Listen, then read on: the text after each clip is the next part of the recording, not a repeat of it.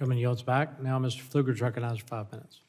Thank you, Mr. Chairman. I thank the witnesses for being here. One of the things that we keep talking about in this committee is just the speed of relevancy, doing things in the regulatory process that allow us to compete. And nobody knows bureaucratic red tape better than this panel of witnesses. We appreciate you helping us push back on that. And I also appreciate my my colleague from Texas bringing up Abilene Christian and the work that they're doing.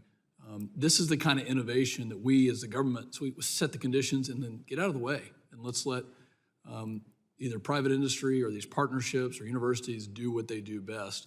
Ms. Korsnick, one thing that you brought up, and I appreciate it, is a need for not an interim storage, but a permanent repository. And so I couldn't agree more.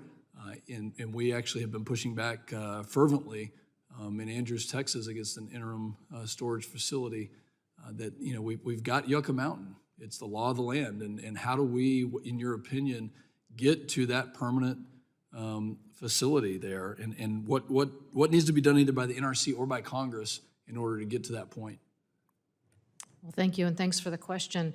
I guess I would just step back for a minute and just recognize that the industry and ratepayers have done their part in establishing a fund to establish a long-term repository or a durable fuel solution. There's over $40 billion in that fund today, and it's really the government needs to get to yes on this. We need a long-term geologic repository.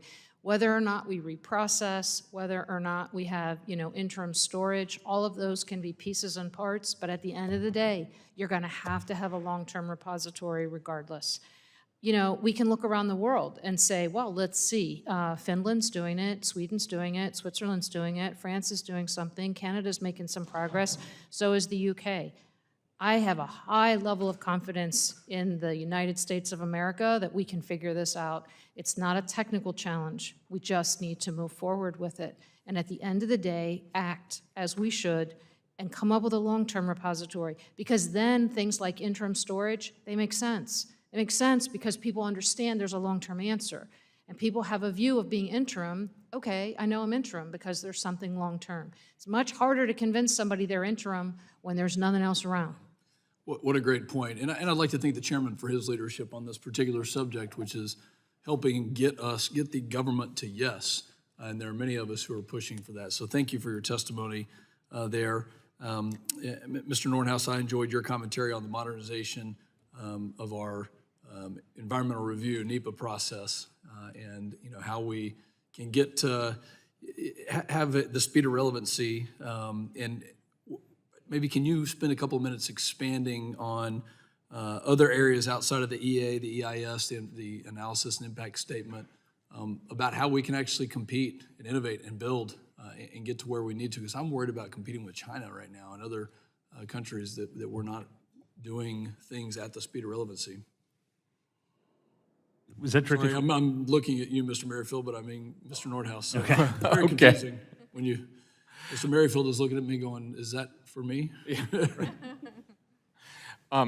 I was a little, could you briefly restate the question? Yeah, just looking at environmental impact statements and analyses, the recent legislation that we passed to modernize those, to shorten them, to bring them into the speed of relevancy. Can you just comment and summarize what needs to be done either outside of that or in addition to that? Well, I think in your role providing oversight and accountability over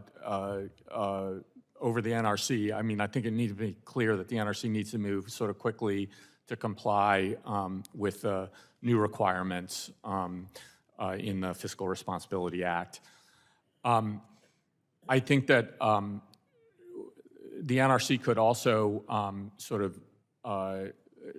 remove new reactors as an automatic sort of trigger for EIS, for an EIS project. Our view is that it should be sort of based on whether there's significant impact associated. A small factory manufactured reactor shouldn't necessarily automatically have to kind of comply with an EIS in the way that we've historically required large reactors to do so. So those are two things that I think would sort of make a big difference. Mr. Chairman, may I have 30 seconds for my snafu? So what's the threat if we don't comply with the Fiscal Responsibility Act? If we don't actually implement what the reforms to NEPA have stated for us? What's the real threat to the country? I just think we are likely to sort of end up what we've sort of had to date, which is just a lot more sort of automatic sort of deferral to an EIS process when it's not necessarily needed. So Thank you very much. Mr. Chairman, I yield back.